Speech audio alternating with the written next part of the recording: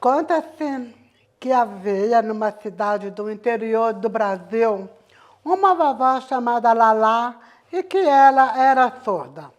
Vovó Lalá dizia a toda a gente, era como uma porta. Somente puxando levemente o seu vestido e fazendo toque-toque, era que vovó Lalá respondia quando a chamavam. Era fundamental seguir duas etapas para conversar com a vovó.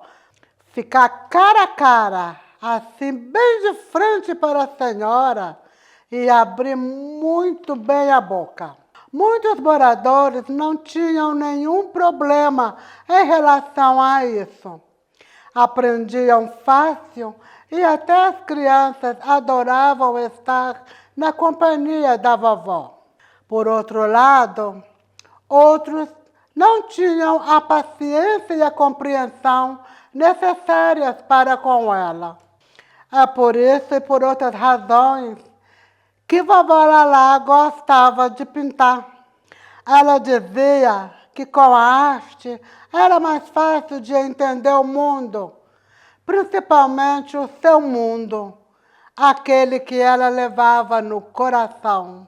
Para a vovó Lalá, a arte é um baú de memórias, lutas e afetos que guardam e eternizam as histórias de nossas vidas.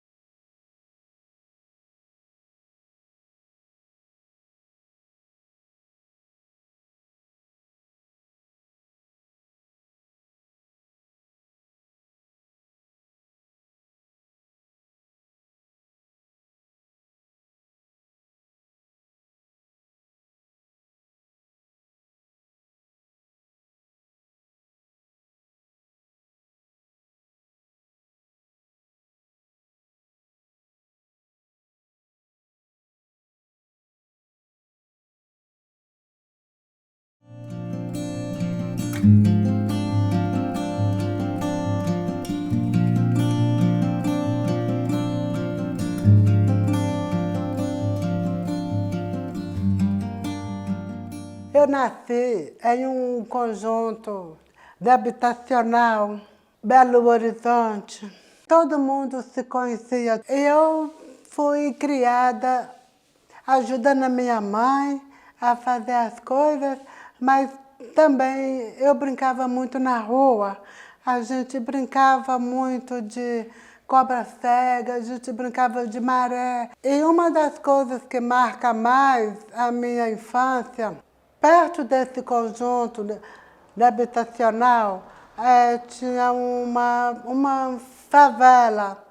E nessa favela, eles despejavam todo o lixo de Belo Horizonte. Eu lembro que subia na caminhão e mais caminhões de lixo pela hoje é a Raiz da Gabaglia, mas ali onde era o exército de Belo Horizonte, subia aqueles caminhões de lixo todo dia, durante todo o dia, e o ônibus também passava ali. Então, a gente sentia aquele fedor que despejava, aí aqueles caminhões constantemente subindo e despejava lá no Morro das Pedras, que era perto da onde eu morava.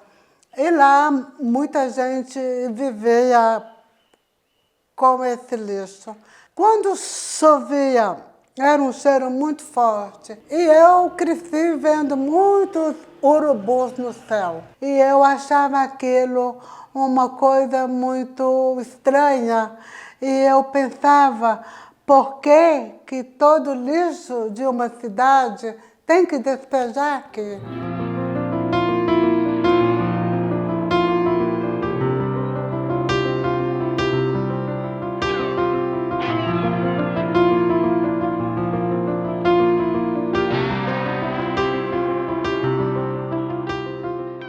Meus pais falavam que antes eles moravam em uma barragem lá perto, que hoje é o São Bento, o bairro Nobre, e que lá tinha enchente, né?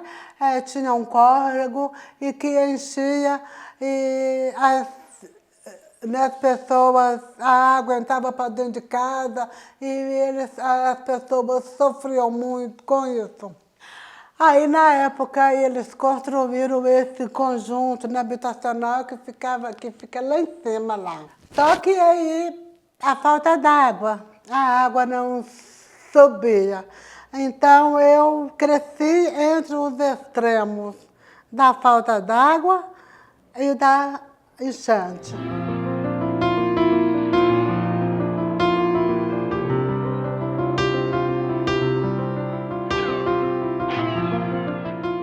A minha mãe, ela teve muitos filhos, sempre tinha um filho pequeno. Eu ajudei a criar os meus irmãos. Meu pai era feirante, trabalhava na feira, ele vendia banana. Eu pegava o balaio de banana e ia vender nas portas do povo, né? Mas depois que eu fiquei mocinha, eu já fiquei com vergonha, porque eles já começavam a cantar, olha a bananeira. Aí eu não quis mais ir lá para vender, não quis mais fazer isso.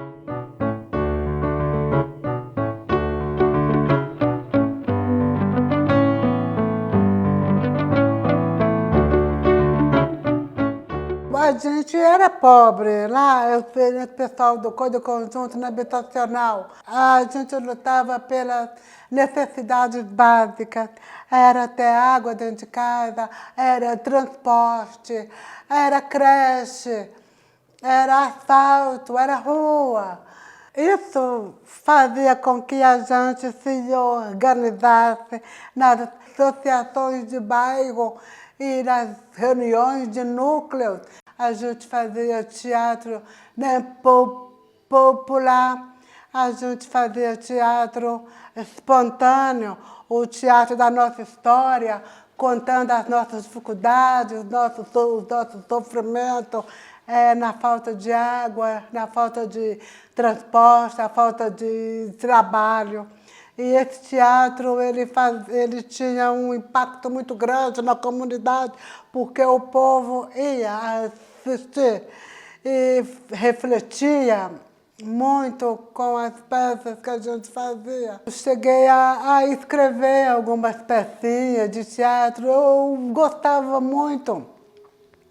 Aí eu fiz o teatro em 85 com o Pedro Paulo Cava. Ele tinha uma escola de teatro lá na Fosso Pena. E com ele eu aprendi algumas técnicas de teatro. E isso foi muito bom porque me ajudou o resto da vida. Tudo quanto era. Onde eu ia, eu levava o teatro. Depois que eu vim saber o que é o teatro invisível pelo Augusto Boal, mas eu acho que a gente já fazia isso sem saber, que era as peças vivas que a gente fazia, da história da comunidade. Junto com o teatro, eu também tomei gosto pela literatura. Aí eu escrevia peça, escrevia contos, escrevia historinha. E o teatro, então, e a literatura também fizeram parte da minha vida. Eu fui rodeada pela arte, né? O teatro foi o primeiro que entrou na minha vida.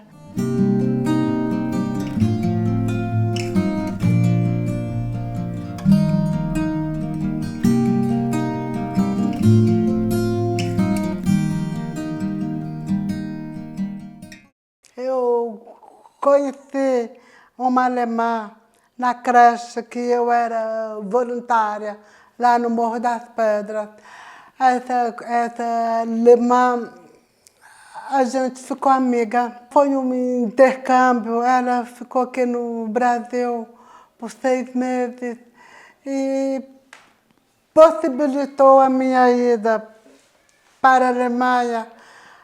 Eu fiquei morando na casa dos pais dela, eles cuidavam bem de mim.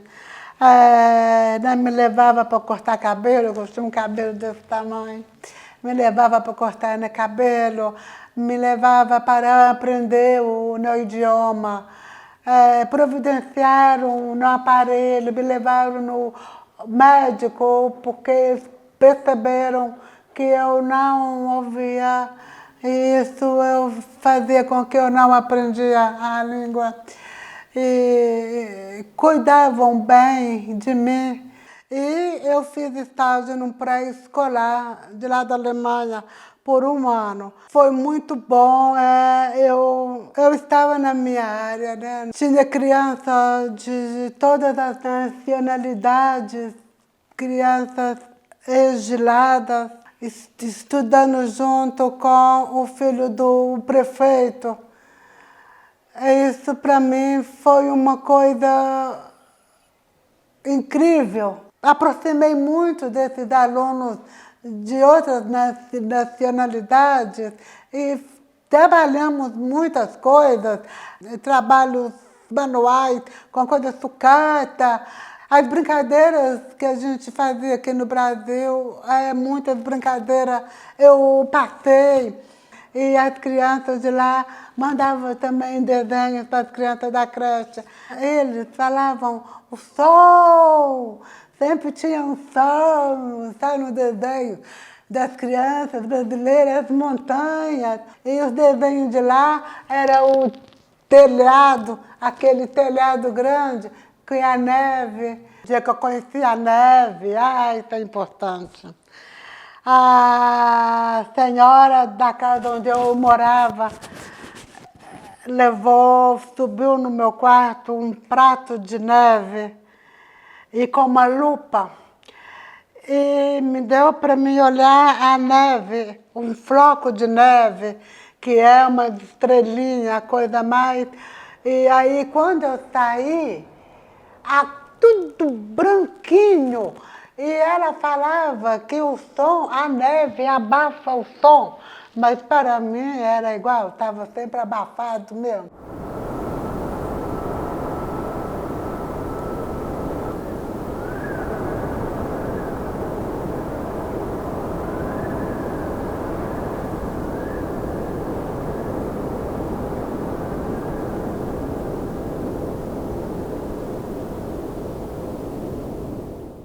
Eu conheci lá o meu marido, o Tássio. Ele trabalhava na Mercedes, na produção. E eu conheci ele por intermédio de uma espanhola que tinha uma filha no pré-escolar. Nós fomos aprender alemão e o Tássio também estava lá.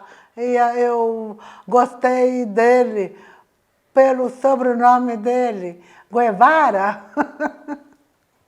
E isso foi o primeiro que me foquei.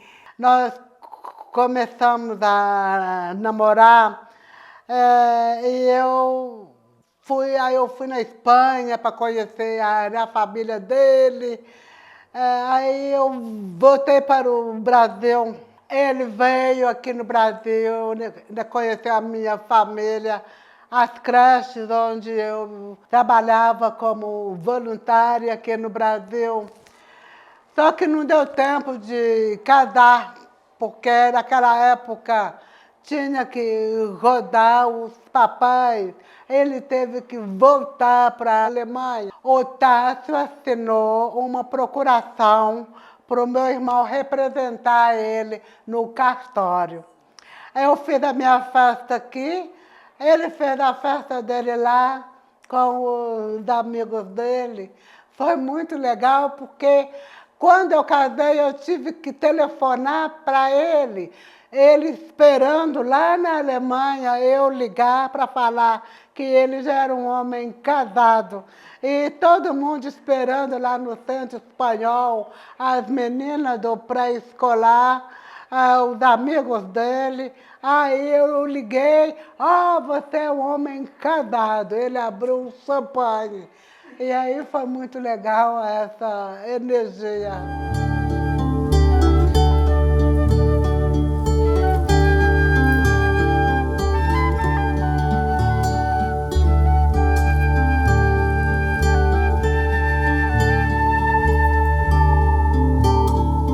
A vida é uma viagem bela e sem princípio e fim, e o meio é liberdade.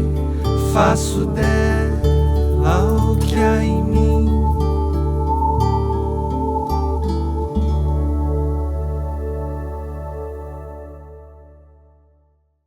A minha gestação foi muito tranquila, porque eu queria muito ter um filho. Eu curti muito essa gravidez. Eu passeava, eu nadava, eu me alimentei bem, eu cuidei de mim, eu fiquei muito bonita, porque eu queria muito meu filho, foi muito amor. Vendo meu filho no berço, eu comecei a escrever o diário. No princípio eram cartas para ele, porque eu queria contar para o meu filho a minha história, como que eu fui para a Alemanha, como que eu estava entendendo, enquanto pessoa lá na Alemanha, esse choque de cultura, a gestação da Iracema. Eu estava já com a gravidez avançada. Meu marido trabalhava na fábrica e eu fiquei com medo de me passar mal, dores de parto, com o Eduardo. Como que eu ia fazer? Então, meu marido ficou de licença e eu fui para o hospital.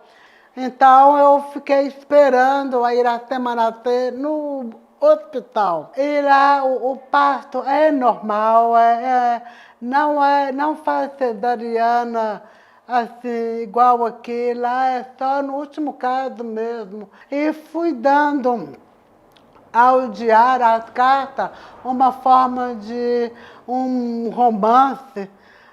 Eu coloquei o nome através da janela, diário de uma estrangeira. Eu não pensava viver a minha vida toda na Alemanha. Eu sempre pensei que um dia eu iria voltar para o Brasil. Mas isso teve que ser antes dos meus filhos ficar grandes, porque eu sabia de histórias de brasileiras que não podia voltar porque os filhos já não queriam voltar, porque começava a estudar, e aí já ficava, quanto maior eles ficassem, mais difícil ia ser eu voltar. Então eu voltei com a Iracema, tinha 3 anos, e o Eduardo ia fazer 7 anos. Para ele já começar a escola aqui. Meu marido ainda ficou um tempo lá. Depois de ter ficado 10 anos lá na Alemanha, numa cidade pequena, organizada, tudo pertinho, e não precisava, né, pegar carro para nada, podia andar a pé para todos os lugares. Aí quando eu voltei para Belo Horizonte, eu já achei muito estranho a cidade grande, para criar 2 filhos sozinha, contasse lá.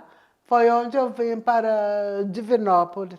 Porque meus tios, primos, também meus pais, tudo da Serra Negra, de São Sebastião do Oeste. Então essa região também tem muito a ver com a história da minha família. Eu vim morar aqui e aí era uma dona de casa, só cuidava da casa, dos meus filhos. Mas alguma coisa me incomodava, porque eu queria estudar, eu queria ter um emprego, eu queria ter uma mulher autônoma que não dependesse do meu marido. Era um sonho que eu tinha, ter meu próprio trabalho, meu próprio dinheiro. Foi que eu comecei a estudar para fazer vestibular e consegui passar. Foi em 2008 que eu passei no vestibular e voltei a estudar. E comecei a estudar serviço social na FUNED, hoje é o ENG. Eu me lembro que a minha turma me ajudava, era difícil para os professores esqueciam que eu tinha que olhar a boca e ficava andando na sala, ia lá atrás, os meus colegas pediam para ir para frente. Eu tinha até uma linha imaginária que, na hora que passasse aquela linha, todo mundo... Agora, por que serviço social? Parece que eu já fazia esse tipo de trabalho antes, nas comunidades. Eu até falei um dia na sala de aula que ia ser muito difícil eu conseguir um emprego, porque, além de surda, eu estava velha. Então, aos 51 anos, eu me formei de serviço social. Fiquei muito feliz. Aí eu pensei, agora é o primeiro passo. O mais difícil agora é arrumar emprego. Comecei a estudar para fazer concurso público. Fiz muitos concursos públicos, estudei direto. Fim de semana eu dormia com uma apostila, foi direto, eu não saía de casa, eu foquei, eu vou passar no concurso público, que eu iria ter o meu trabalho, que meu trabalho estava me esperando, eu ia buscar ele. Em 2013, eu com 53 anos, fui chamada para trabalhar na prefeitura de Itaúna, que é a maior vitória que eu tenho na minha vida. Ai, felicidade, nossa, mãe. Eu comecei a trabalhar no CRAS, comecei a aprender como que eu iria levar este trabalho enquanto deficiente auditiva, como que eu ia construir esse trabalho com o usuário, até porque o assistente social tem a escuta como a ferramenta base para o trato com o usuário. Então, foi um desafio. Eu tive que aprender a ouvir de outras maneiras. Consegui. Junto com uma amiga, junto com a equipe de técnico, eu comecei a desenvolver um trabalho muito bom, muito criativo, com o teatro, com a arte e roda de conversa. Comecei a trabalhar com grupos e eu estava num auge muito bom da minha vida. Estava muito empolgada porque eu estava conseguindo levar esse trabalho, exercer essa profissão. E, paralelamente, eu estudando, sempre me atualizando, porque é uma profissão que requer estudo, conhecer conhecimento, as leis estão sempre mudando, a gente está sempre inovando, outros problemas surgem, outras demandas entram. Então é uma profissão de movimento e eu estava movimentando. Oi, vou pegar uma cesta básica, depois você vem aqui me pegar? Tá, obrigada. Oi, cadê aquela menina que ficava aqui? Ela me dava cesta básica. A outra técnica? É. Não, hoje ela não veio trabalhar. Ah, que pena. Tô Pois vendo, é. eu tô vendo aqui, a senhora foi atendida por ela, né? Ela me pegar na cesta básica. Ah, tá. Mas a senhora já pegou. Uai, já, eu vim pegar de novo. Ué, mas eu tô vendo aqui, tem 4 meses que a senhora tá pegando direto. Uai, ele não é todo mês, não? Dezembro você pegou, janeiro, fevereiro e março. Não, agora é abril, A quinta, sexta. Só um minutinho que eu vou verificar aqui se vai ser possível. Ah, obrigada, Melchior. Pode aguardar. Melchior, vai vir me pegar de volta com a cesta básica. A carona? Tá bom. Até que a pandemia veio.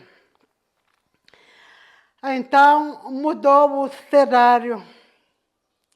Para mim, foi uma coisa muito difícil, porque a máscara, tão simples, o uso de máscara, para mim, eu não conseguia entender o usuário, eu não conseguia fazer a leitura labial, eu não conseguia entender as demandas. Eu precisava de ajuda, eu precisava de pessoas que me falavam o que estava acontecendo com aquele usuário. Me causou uma angústia muito grande, porque eu dependia de outras pessoas para traduzir a demanda que o usuário trazia. Eu não conseguia entender, eu não conseguia lidar com isso. E foi onde eu comecei a pintar.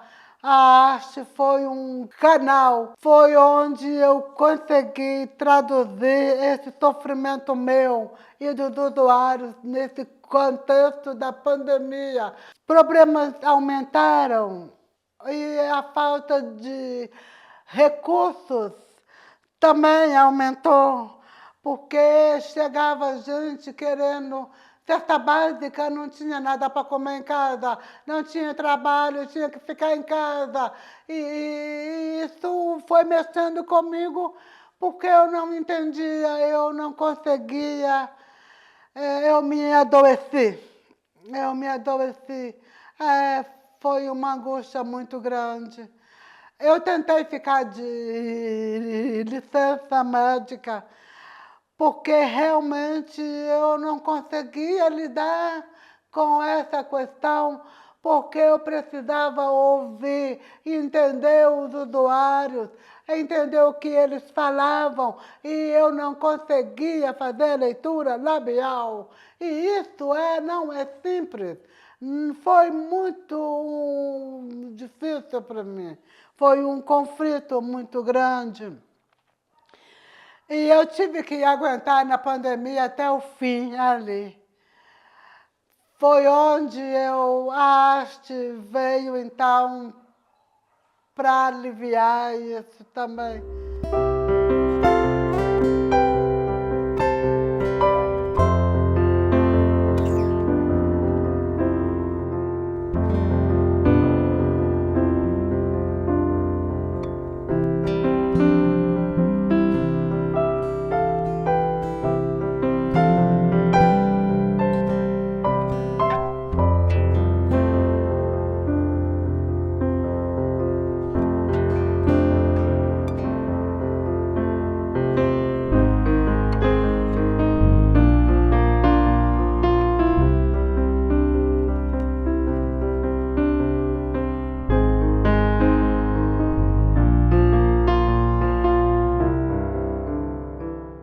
Eu comecei, então, a pintar, do nada. Essa angústia que eu trouxe, eu comecei a moldar isto e a transformar em arte. E fui transformando cada dia, cada vivência em arte, assim, sem mais, sem menos. Eu não conhecia o termo arte naífe, eu não sabia o que era isso. Eu até acho que foi a arte naífe que me encontrou. Porque quando eu comecei a pintar e postar no Instagram, porque também me orientaram, pinta, posta lá, que é bom.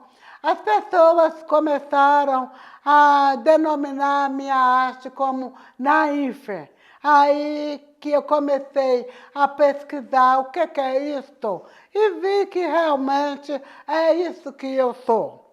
E comecei a pintar, por exemplo, no fundo de gaveta, a achar molduras velhas e meu marido cortava na medida e eu comecei a pintar o mundo, o cotidiano. Por exemplo, a violência nas favelas, o desespero das pessoas dentro de casa, na janela, não deve ser uma loucura. Você está dentro da sua casa e começa helicóptero a atirar, tiroteio. Aí eu comecei, então, a concretizar a realidade, o cotidiano, na forma de arte, porque qualquer um pode entender, não precisa saber ler. Qualquer pessoa pode olhar aqui e saber o que está acontecendo, que situação é essa. Foi uma forma de traduzir o meu conhecimento enquanto assistente social para qualquer pessoa entender, porque é isso que é minha profissão, é isso que eu tenho que fazer. E a arte é a forma mais prática, e eu consegui mostrar isso.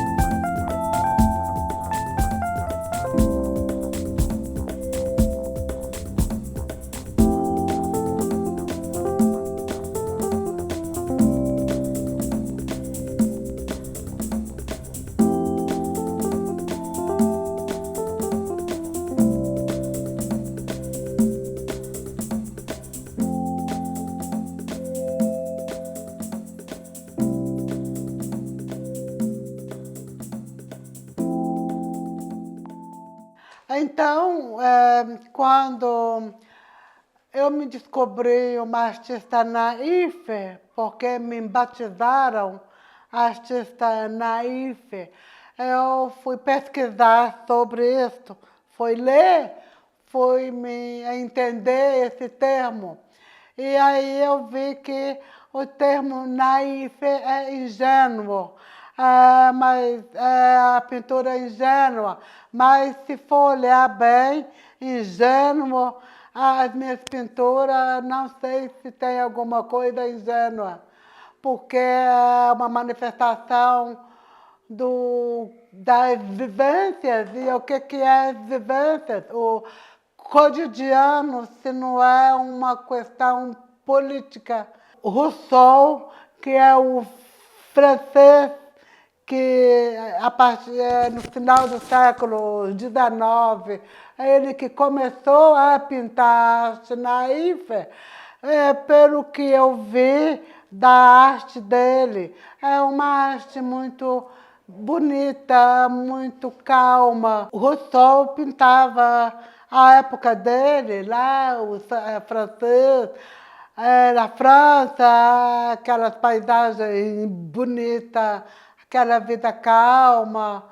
E eu não consigo, se for olhar as minhas obras, é muito difícil eu colocar isso. Eu já pinto a realidade. Eu gosto de pintar congado, porque o congado tem a ver com a minha história, tem a ver com a minha ancestralidade, com meus pais. Eu já fui princesa e reinado. E isso é a vivência que eu tive.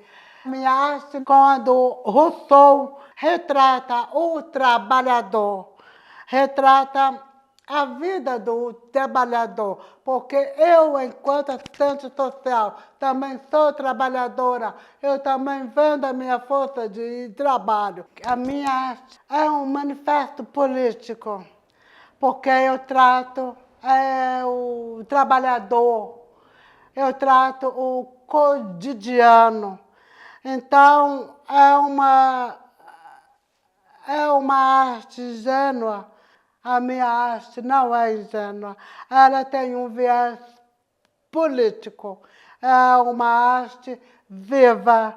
É uma arte que trata do ser humano enquanto pessoa, enquanto sujeito de direito e enquanto pessoas que sofrem e que lutam por melhores perspectivas de vida.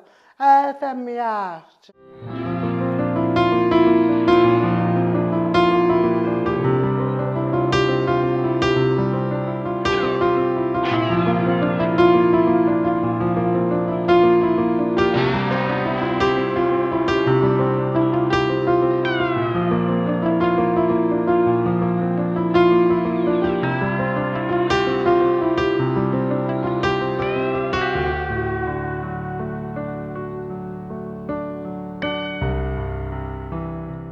Eu só queria pintar, a necessidade de pintar. Eu comecei a pintar e fazia maior bagunça. Realmente era como uma criança mesmo.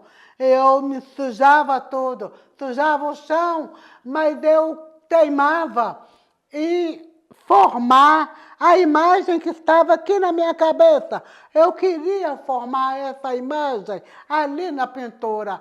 E ia de um jeito ou de outro para conseguir. Era uma luta. Era como se fosse uma luta. Eu quero ver a imagem que eu estou pensando aí, do jeito que sair. É isso.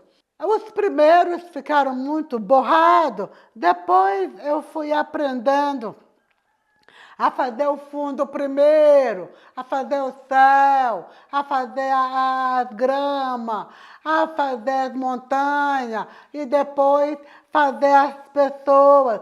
Comecei do fundo para frente, mas mesmo assim a perspectiva, a sombra, o tamanho, a proporção, isso eu não consigo, eu não me preocupo também. Isso não altera nada. O que eu quero é transmitir a mensagem que eu pensei, o meu pensamento.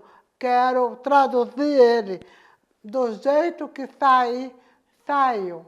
E sempre sai.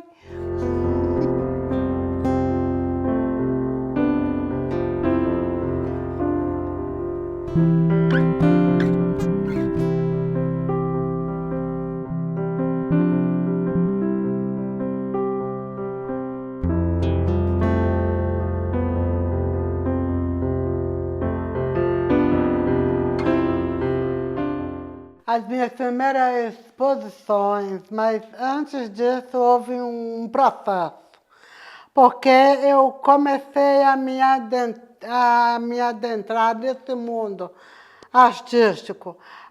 Eu comecei a postar as minhas obras no Instagram, no Facebook, e comecei a conhecer pessoas que também são artistas naifes. E comecei a fazer parte de grupos de artistas naifes, os grupos naifes brasileiros, pelo WhatsApp, e comecei a aprender mais. E aí eu ficava sabendo das exposições e me inscrevia. Então, comecei a participar das exposições de Guarabira, de Penápolis, que foram as primeiras, de Socorro, virtuais. Na pandemia, teve muitas mostras, exposições virtuais, e eu sempre tinha muitas obras para mandar. Eu sempre gosto de participar, não para ganhar prêmio, não, eu não importo com isso, mas é uma chance, é um entusiasmo bom quando a gente prepara uma obra ou pega uma obra para ir para uma exposição. Isso é muito bom, eu gosto muito disso. Há uma coisa que eu gostaria de falar, como que um simples gesto é um empurrão, né? Foi quando o Pedro Cardoso, ele queria comprar uma tela minha. Só que não era tela, eu pintava no MDF. E o Pedro Cardoso comprou uma tela, um MDF, né? E isso para mim foi uma coisa muito, muito boa, porque é aí que me incentivou mais. A arte na minha vida, ela significa o meu viver, ela significa tudo, ela significa o meu cotidiano, as minhas lutas, os meus desejos. Os meus desejos, a arte significa os meus desejos.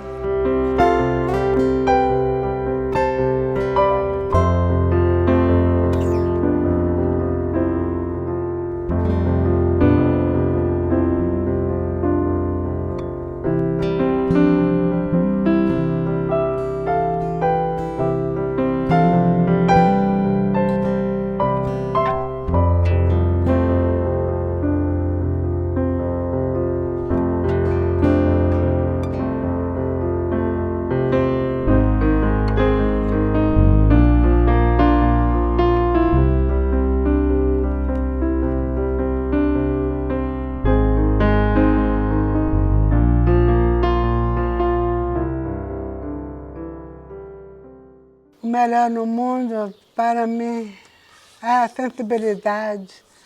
A sensibilidade, ela faz tudo. Ela faz pintar, ela faz ouvir, ela faz enxergar, ela faz falar, porque a gente escuta de todas as formas. Eu escuto com o coração e a arte.